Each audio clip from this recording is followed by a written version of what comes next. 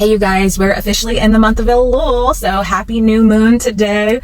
And the Lord has been showing me the number 777 repeatedly over the last week or so. And so I knew the Lord was highlighting something to me. Of course, we know biblically speaking that the Lord completed his work and he rested on the seventh day. So 7 is a representation of completion and perfection and rest. But I knew there was more to this. Oh, and we also know God highlighted that it is a number of hitting the jackpot. So of fortune, good fortune, and blessings and abundance, prosperity. And so I sought the Lord this morning for more insight on this number. And I found this number 777 in Genesis 5:31.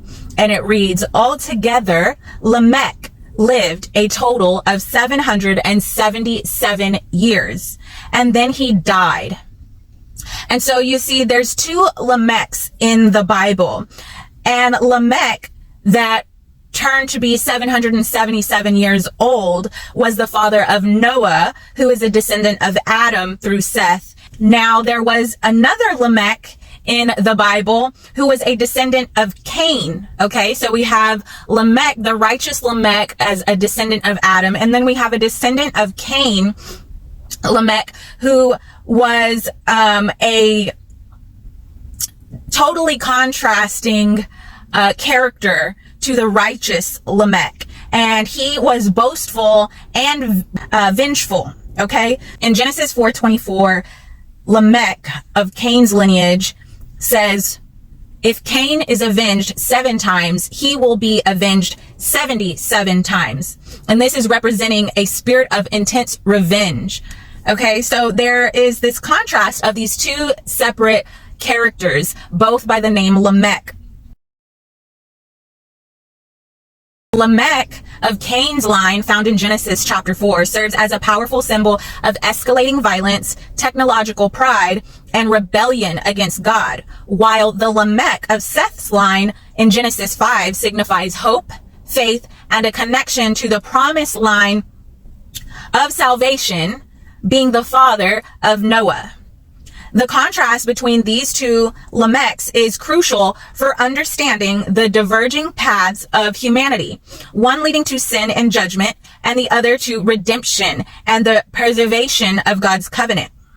So we see that Lamech of Cain's line was characterized by violence and boasting, polygamy and worldliness. It was a symbol of the pre-flood evils that were taking place, and he was a foreshadowing of judgment. Now, Lamech of Seth's line, who represents the number 777 in Genesis 5, he's the father of Noah.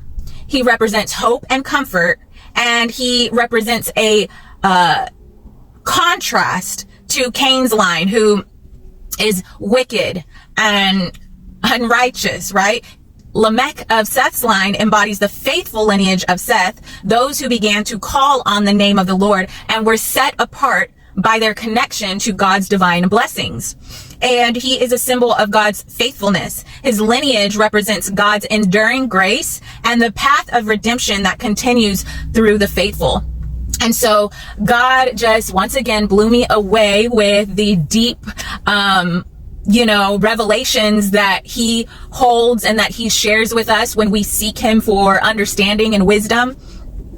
And so we see that at this time, there is a distinction that God is making between those who are righteous, those who are faithful, and those who God has created a everlasting covenant with, and his faithfulness towards them, and how he's bringing them into a state of rest, a state of perfection, a state of completion. And then we have the contrast of those who are worldly, those who do not serve God, those who are vengeful, those who are bloodthirsty, those who are prideful and envious and will stop at nothing to obtain the things they lust after and desire. And so this is where the Lord led me this morning and what he wants to share with us this morning as we enter into the month of Elul. If you haven't checked out the breakdown, I highly recommend you check out that breakdown for the month of Elul, the new moon,